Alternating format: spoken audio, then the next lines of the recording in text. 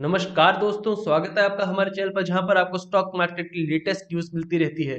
तो दोस्तों आज हम एक पीएसयू स्टॉक की बात करने जा रहे हैं, भेल भारत हेवी इलेक्ट्रिकल्स लिमिटेड। तो वहां पर स्टॉक ने लंबे समय में या आप मिड टर्म में देख ले तो अच्छा परफॉर्म नहीं किया है और साथ में कंपनी के रिजल्ट्स आ गए। तो देखते हैं कंपनी ने कैसे रिजल्ट्स प्रोवाइड किए हैं, क्या इंप्रूवमेंट हुई है और साथ में कौन से मेजर लेवल्स रहेंगे अगर स्टॉक को ऊपर की तरफ चलना शुरू होना है तो आगे क्या प्रोस्पेक्टस बनते हैं। तो वीडियो शुरू करने से पहले बोलना चाहूंगा जो लोग चैनल पर नए हो सब्सक्राइब कर लें ताकि आपको स्टॉक मार्केट की लेटेस्ट न्यूज एनालिसिस मिलता रहे। भेल ने 27.90 पर क्लोजिंग की है लास्ट ट्रेडिंग सेशन में। एयरटेल डेट की बात की जाए तो आप देख सकते हैं बिल्कुल भी अच्छी रिकवरी नहीं हुई है स्टॉक में। 50 के आसपास के लेवल पर चलता है स्टॉक ईयर के शुरू में और वहां पर रिकवरी जरूर आई थी जब शुरुआती दिन आए थे अनलॉक के, लेकिन यहाँ पर इसको सेल ऑन राइज की तरह स्टॉक बन गया और वहां पर 28 27 के लेवल्स आ चुके हैं।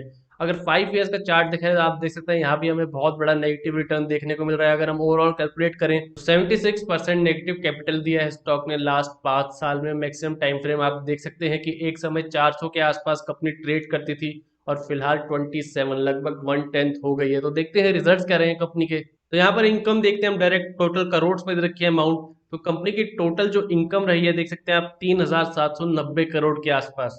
तो लास्ट क्वार्टर में जब लॉकडाउन था तो 2086 करोड़ रही थी कंपनी की इनकम। तो यहाँ से तो एक बड़ा उछाल देखने को मिला है, लगभग डबल हो गई है। प्रीवियस ईयर की बात करें जब नॉर्मल थी सिचुएशन तो 6360 करोड़ के आसपास कंपनी का टोटल इनकम आती थी। तो यहाँ पर रिकवरी जरूर हुई है quarter on quarter, per year on year अभी बहुत लंबा रास्ता बाकी है, काफी रिकवरी होनी बाकी है। खर्चे की बात की जाए, एक्सपेंसेस की बात की जाए, टोटल एक्सपेंसेस डायरेक्ट देखते हैं हम 4540 करोड़ के आसपास रहे हैं कंपनी के एक्सपेंसेस। तो एक्सेप्शनल आइटम और टैक्स से पहले जो कंपनी का लॉस रहा है इस बार वो रहा है 745 करोड़ का। तो इस स्टेज पर कंपनी का लास्ट क्वार्टर में 1190 लगभग 1200 करोड़ का लॉस था। तो लॉस थोड़ा नैरो डाउन जरूर हुआ है। देख सकते हैं आपकी कंपनी ने पॉजिटिव रिटर्न देने शुरू नहीं किए हैं जो उसकी नेगेटिव स्ट्रीक शुरू हुई थी। और पिछले साल सितंबर क्वार्टर में 159 160 करोड़ प्रॉफिट में थी कंपनी लास्ट सितंबर में। तो टैक्स हटा लीजिए और बाकी आइटम्स हटा लीजिए, कंपनी का नेट लॉस रहा है जो इस पीरियड का डेफर्ड टैक्स की वजह से -552 करोड़ तक आ गया है नंबर।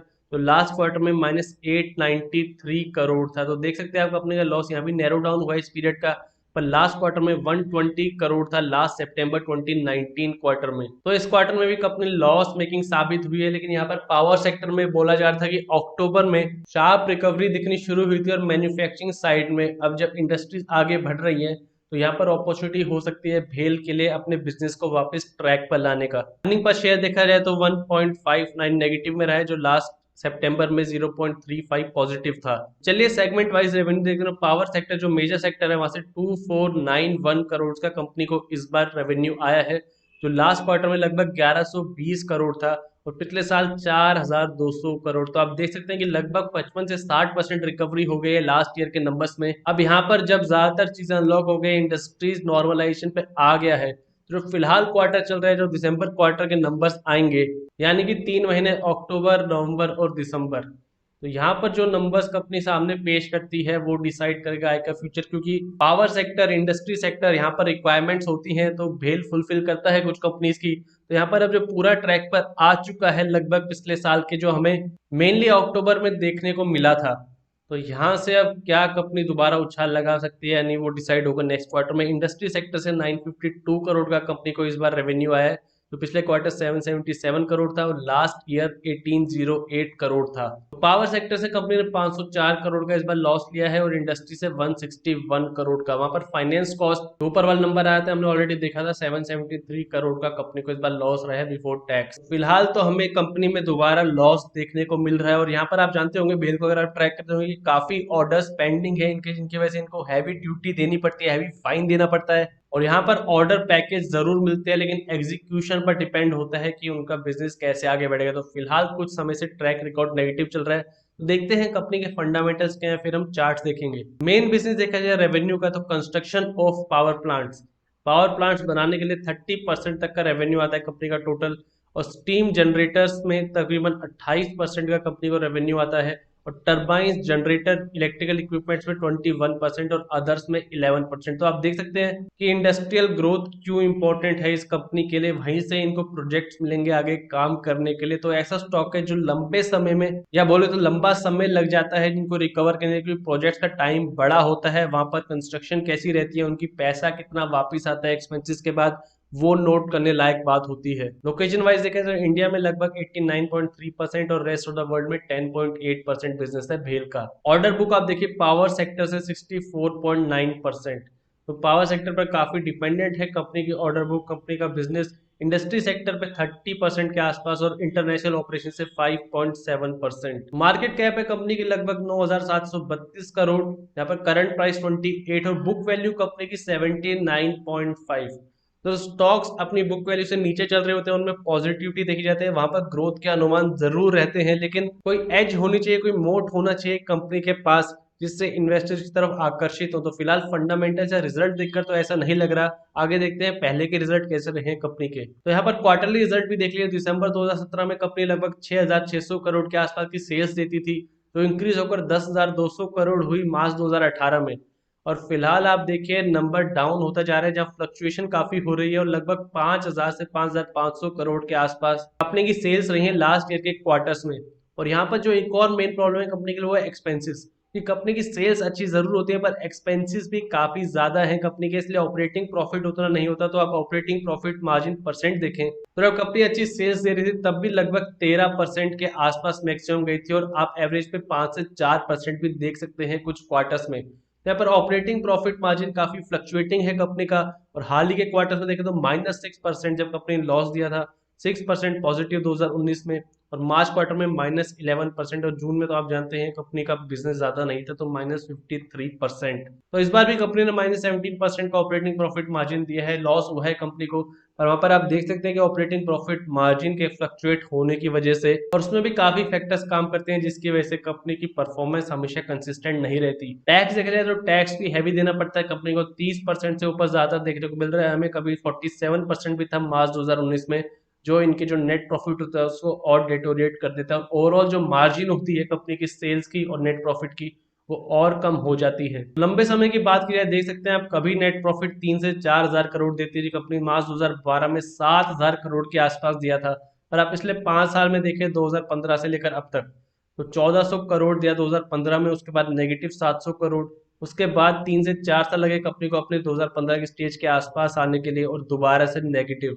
तो देख सकते हैं आप कंपनी प्रॉफिट जरूर लाती है पर वहां पर फ्लक्चुएशन की वजह से, फिलहाल तो लॉकडाउन की वजह से कंपनी को लॉस देना पड़ रहा है, और ये रीजन उसका है स्टॉक के नीचे जाने का। तो अगर हमें लास्ट 3 से 4 साल के भी नंबर्स पॉजिटिव में देखने को मिल गए कंपनी के, तो यहाँ से जरूर उछाल मिलेगा, लेकिन शॉर्ट टर्म के लिए बिल्कुल स्टॉक नहीं है दोस्तों, और नीचे भी जा सकते हैं शॉर्ट टर्म में, तो क्योंकि बाकी सेक्टर्स में रिकवरी हो रही है, अभी उस जगह फोकस्ड है इन्वेस्टर्स। पीएसयू स्टॉक्स में इतनी रिकवरी शुरू नहीं हुई है, और उम्मीद है 2020 एंड तक नहीं होगी, 2021 में टाइम आ सकता है पीएसयू स्टॉक्स का। रिजर्व देखा जाए तो फिलहाल 26,000 27,000 करोड़ के आसपास के रिजर्व है कंपनी के पास, और बैलेंस शीट में जो बोरोइंग्स है वो 4,833 करोड़। तो रिजर्व्स काफी हाई है फिलहाल बोरोइंग से, लेकिन लास्ट 5 साल में देखें 202 करोड़ थी बोरोइंग्स 2016 में, अब बढ़कर 4,800 करोड़ हो गई है। देख सकते हैं आप मेन रीजन फंडामेंटल्स ही है, जहां पर फ्लक्चुएटिंग प्रॉफिट की वजह से कभी कभी लॉस बनाते हैं अपनी ऑपरेटिंग प्रॉफिट मार्जिन, और हाई टैक्सेशन, साथ में ऑर्डर बुक में इनकंसिस्टेंसी, ये सब रीजन है जिसकी वजह से स्टॉक नीचे जा रहा है।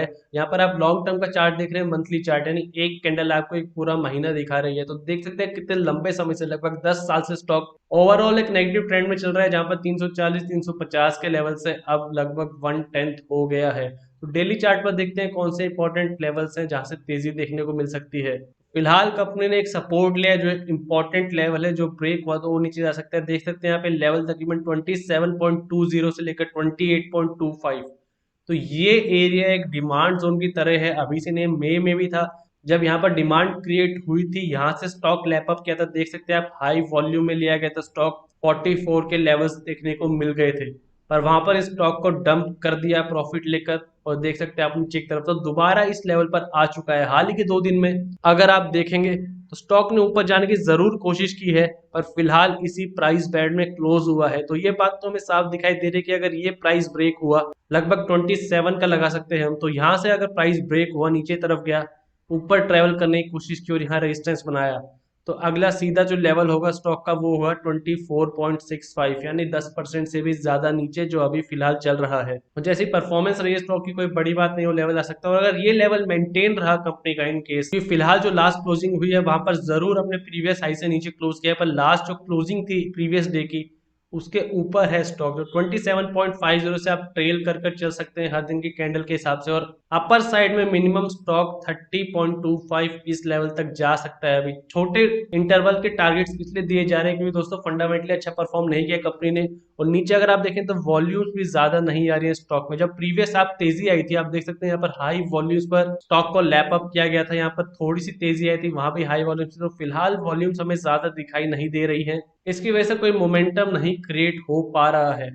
तो अभी शॉर्ट टर्म व्यू ही देना सही रहेगा क्योंकि स्टॉक के लिए बेयरिश ट्रेंड में ही चल रहा है। तो आप ये लेवल ध्यान रखिए, आपको याद नहीं हो तो आप वीडियो रिवाइंड करके देख सकते हैं कि कौन से लेवल्स आते हैं। डिमांड जोन है, अगर ये एक रेजिस्टेंस की तरह क्रिएट हुआ तो स्टॉक आराम से 24.55 इन लेवल तक जा सकता है। तो ओवरऑल हमने देखा दोस्तों कंपनी परफॉर्म नहीं कर रही और साथ में पीएसयू सेक्टर अभी दबाव में है काफी समय से, जहां पर बैंकिंग स्टॉक्स में जरूर कुछ तेजी आ रही है, पर बाकी पावर सेक्टर, ऑयल सेक्टर सभी देख सकते हैं आप, वहां पर अभी कुछ हमें रिकवरी देखने को नहीं मिल रही है। तो उम्मीद है थोड़ा समय लगेगा पीएसयू सेक्टर में इन्वेस्टर जब इंटरेस्टेड होंगे। तो भेल ऑब्वियसली काफी लो प्राइस पर मिल रहा है। अगर 1 ईयर का भी चार्ट देखिए 60 के आसपास चलता रहा, 27.90 पर चल रहा है, पर प्रॉब्लम ये है कि अभी और नीचे जा सकता है स्टॉक। तो इसलिए मेरी राय तो ये होगी कि फिलहाल इस स्टॉक को आप इग्नोर करिए। जब पीएसयू साइड में आपको बाकी सेक्टर में तेजी देखने को मिले, वहां पर स्ट्रेंथ मिले, इकोनॉमिक साइड से कोई बड़े रिफॉर्म्स किए जाए, मैन्युफैक्चरिंग साइड में किए जाए, पावर सेक्टर में किए जाए, तब इन स्टॉक में जरूर तेजी आ सकती है और वहां भी काफी समय लग सकता है। जो इंफ्रास्ट्रक्चरल चेंजेस होते हैं वो 1 क्वार्टर या 2 क्वार्टर में नहीं होते, काफी समय लगता है और वहां से प्रॉफिट जनरेट करना खासकर ऐसी कंपनी के लिए तो काफी अच्छा परफॉर्म करे थे, पर फिलहाल नेगेटिव सेंटीमेंट है, काफी मुश्किल हो सकता है। फिलहाल इस स्टॉक को इग्नोर करने की राय रहेगी, आप अपना डिसीजन खुद ले सकते हैं। जब कोई इंपॉर्टेंट लेवल पर आता है, ऊपर की तरफ कोई इंपॉर्टेंट रेजिस्टेंस ब्रेक करता है, कोई अच्छी न्यूज आती है, या फिर नीचे की तरफ काफी ज्यादा ओवरसोल्ड हो जाता है, फिलहाल काफी नीचे है लेकिन अपर साइड ज्यादा नहीं दिख रही है, तो यहाँ पर हम ले सकते हैं स्टॉक को, तब आपको अपडेट कर दिया जाएगा। तो ये थी दोस्तों भेल से लेटेस्ट न्यूज एनालिसिस। वीडियो पसंद आए तो लाइक कीजिए और ऐसी और वीडियोस के लिए हमारे चैनल को सब्सक्राइब कीजिए।